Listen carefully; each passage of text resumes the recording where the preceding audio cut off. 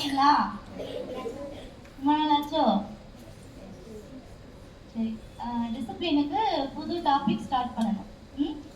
என்ன அப்படின்னா, அன்பு செலுத்துது, அன்பா இருக்கிறது, மற்றவர்கள்ட்ட அன்பா இருக்கிறது. அன்பு வந்து ஒரு ஸ்ட்ராங்கா, ஒரு நல்ல ஒரு பவர் உள்ள ஒரு விஷயம், அப்படிதானே? அன்பு அப்படிங்கிறது ரொம்ப பவரானது. அதுக்கு நிறைய உருவங்கள் இருக்கு. ஒவ்வொருத்தவங்கள்ட்டையும் காட்டக்கூடிய அன்பு வேற வேற மாதிரி இருக்கும். அதுக்கு ஒவ்வொரு பெயர் இருக்கும். இப்போ உங்களுக்குள்ள காட்டிக்கிற அன்பை என்ன சொல்லுவோம்? ஃப்ரெண்ட்ஷிப் சொல்லுவோம். ஆனா எல்லாமே என்னதான்? அன்பு தான். ஆட்கள் வேறையா மாறுவாங்க, கொடுக்கக்கூடிய அளவு மாறும், ஆனா எல்லாமே அன்பு தான். அன்பு தான் ஒரு உறவை தாங்கி பிடிக்கக்கூடியது. அன்பு தான். சரியா? இப்போ இந்த அன்பை மற்றவர்களுக்கு கொடுக்கிறது அதெல்லாம் அப்புறம் பார்ப்போம். ஃபர்ஸ்ட், நம்மளுடைய அன்புக்கு முழுமையாக தகுதியானவன் யாரு? அல்லாஹ். எப்பவுமே கேட்டிருப்போம், அல்லாஹ் வந்து கருணையாளன், அல்லாஹ் அடியார்கள் மேல அன்பு செலுத்தக்கூடியவன், அவனுடைய கருணையை ஒப்பிடவே முடியாது, அவ்வளவு கருணையாளன் அவன் அப்படின்னு சொல்லி அல்லாஹ்வுடைய அன்பை பத்தி, கருணையை பத்தி நிறைய கேட்டிருப்போம். நம்ம அடியார்களா இருக்கக்கூடிய நம்ம அல்லாஹ் மேல எந்த அளவுக்கு அன்பு வைக்கணும், எப்படி அவனை நேசிக்கணும், அப்படி அன்பு வச்சோம் அப்படின்னா என்னென்ன கிடைக்கும் அப்படின்லாம் இன்ஷா அல்லாஹ் பார்ப்போம். சரியா? கொஞ்சம் டிஃப்ரெண்டான டாபிக்கா இருக்கும், கேட்காத நிறைய விஷயங்கள் இருக்கும், நல்லா கவனிங்க. ஓகேவா? இப்போ அல்லாஹ் மேல அன்பு வைக்கிறது எப்படி, எந்த அளவுக்கு வைக்கணும், அதெல்லாம் பார்க்கறதுக்கு முன்னாடி ஏன் வைக்கணும்? ஃபர்ஸ்ட், அல்லாஹ் மேல அன்பு வைக்கணுமா? அல்லாஹ்வை நேசிக்கணுமா? நேசிக்கணுமா? ஏன் ஏன் நேசிக்கணும்?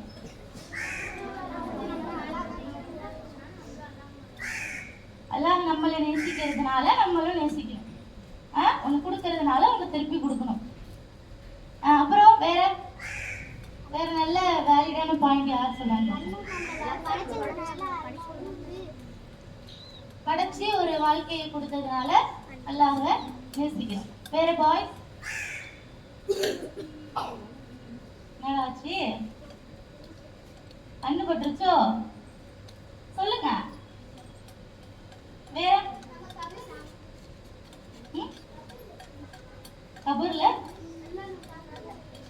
நல்லா இருக்கணும். ஓகே, இது எல்லாமே அல்லாஹ் நம்மளுக்கு ஏதோ ஒண்ணு செஞ்சிருக்கான், அதனால என்னப்பா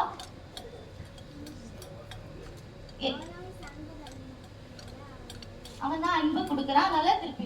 ஓகே, வெரி குட். இப்போ அல்லாஹ் ஏதோ ஒண்ணு கொடுக்குறான், அதனால நம்ம அதை திருப்பி கொடுக்குறோம் அப்படிங்கிற கான்செப்ட்ல இருக்கு. இது ஓகே, இதை பத்தி அடுத்தடுத்து பார்ப்போம். ஃபர்ஸ்ட், அல்லாஹ் இந்த உலகத்துல நம்மளை அனுப்பி சில கட்டளைகளை, கடமைகளை கொடுத்துருக்கான். இதை நீங்க செய்யுங்க, செஞ்சே ஆகணும் அப்படின்னு சொல்லியிருக்கானா?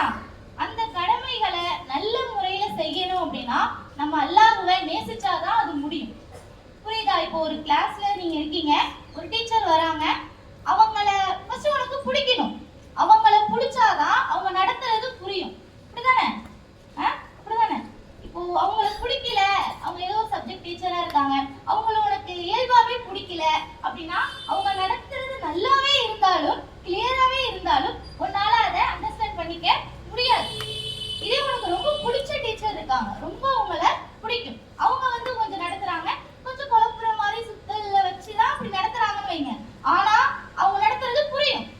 எப்படி எப்படி இது? அவங்கள பிடிச்சதுனால அவங்க கொஞ்சம் கஷ்டமாவே நடத்தினாலும் அட்டென்ஷனா அப்படியே நீங்க கவனிப்பீங்க, அதனால அது புரியும்.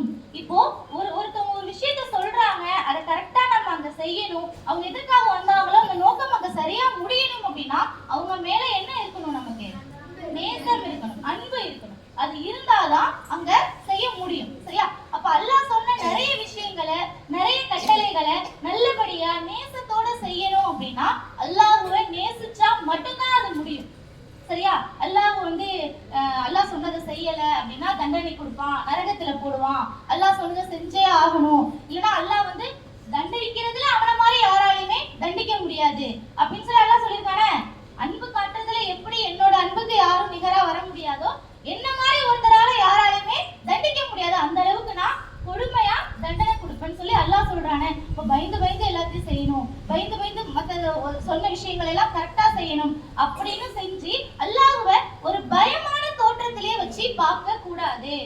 ஒரு ஒரு ஒரு த்ரெட்டன் பண்ற ஒரு ஆளாவே அல்லாஹ்வை பார்க்க கூடாது. தொழுவுலனா தூக்கி நரகத்துல போட்டுருவானே, அடுத்து நோன்பு வருதுலனா தூக்கி நரகத்துல, அந்த மாதிரியே பார்க்க கூடாது. படைத்த இறைவனை அந்த நோக்கத்துல மட்டுமே பார்க்க கூடாது. அல்லாஹ்க்குன்னு அழகிய முகம் இருக்கு, அழகிய அது ஒரு தனியா இருக்கு, அதை பார்க்கணும். எவ்வளவு அல்லாஹ் நம்மளுக்கு செஞ்சு கொடுக்குறான். ஒரு ஹதீஸ் வாசிக்கும் போது கூட ஒரு நன்மையான காரியத்துக்கு கொடுக்கப்படுற நன்மையுடைய அளவும் ஒரு தீமையை நினைக்கும் போது எழுதப்படுற அந்த தீமைக்கான அளவுக்கும் எங்கேயோ இருக்கு. 1:700 எங்கேயோ போகுது, இப்படிதானே?